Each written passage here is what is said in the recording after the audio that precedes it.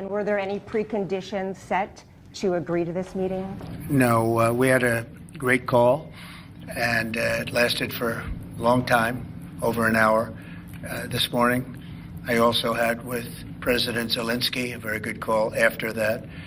And I think we're on the way to getting peace. I think President Putin wants peace, and President Zelensky wants peace, and I want peace. I just want to see people stop getting killed.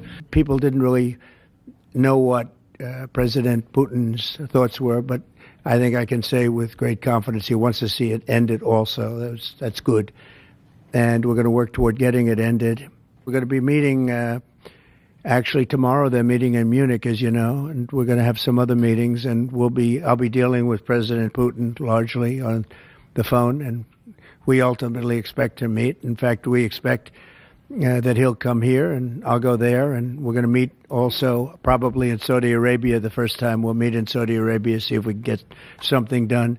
Hasn't been set, but not too distant future. We know the Crown Prince, and I think it'd be a very good place to meet. Like today's Secretary. Well, I'm not going to tell you my plan. I can just tell you we've made a lot of progress. Our new Secretary of Defense, who's excellent, Pete, made a statement today saying that he thinks it's unlikely or impractical. I think probably that's true. I think long before President Putin, they said there's no way they'd allow that. This has been going on for many, many years. They've been saying that for a long time, that Ukraine cannot go into NATO. And I'm okay with that. We talked about the possibility, I mentioned it, of a ceasefire so we can stop the killing, and I think we'll probably end up at some point getting a ceasefire in the not too distant future. Do you view Ukraine as an equal member of this peace process?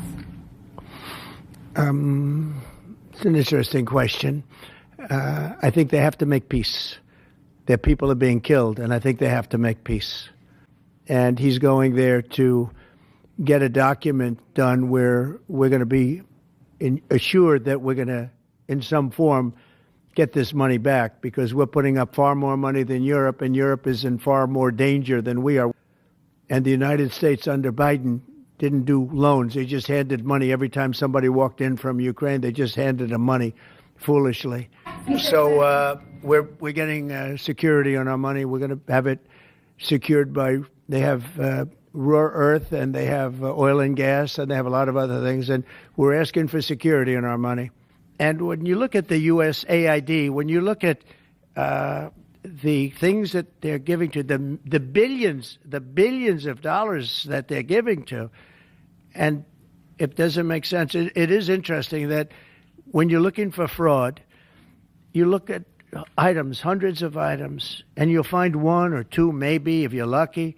Here's something where you look at data, and they're all fraudulent. You know, by just looking at the topic, they're all fraudulent, except it's the opposite. You'll find one or two that's like a legitimate reason. So I just want to thank Elon for going through it. I want to thank all the people that are working with him. You know, we have a big group of people.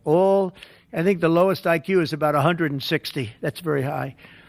I think you have a couple of 182s in there, but they're doing a fantastic job. He doesn't need it, and they don't need it, but we're showing things, and it's going to be it's a big. People have no idea how important it is. Yeah. How soon do you want the Department of Education to be closed? Oh, I'd like it to be closed immediately. Look, the Department of Education's a big con job. We're ranked, so they rank the top 40 countries in the world. We're ranked number 40th, but we're ranked number one in one department, costs per pupil.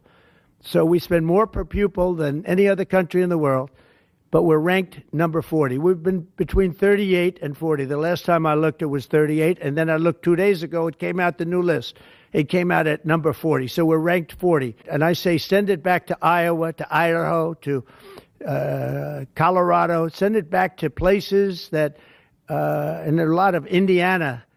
You have a great new governor. You have a great senator that Jim Banks just got elected. You got great people. I'll tell you what, Indiana is going to be fantastic. We probably have 35, maybe 37 states that will do as well as Denmark, Norway, Finland, Sweden.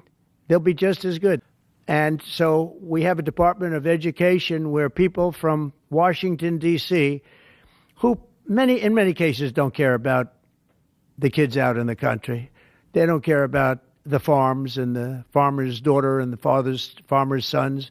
We have a massive bureaucracy in Washington, D.C. We have buildings that are all over the city. Department of Education. I never said Department of Education's on all these buildings. By the way, nobody shows up to work because they're all working at home. You know, quote, working at home.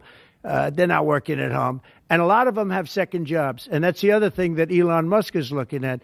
How many of these people are getting checks, working at home, but they're not working because they have second jobs and even third jobs? You're going to find a lot of them. And those people are going to be fired because we have to make our government smaller.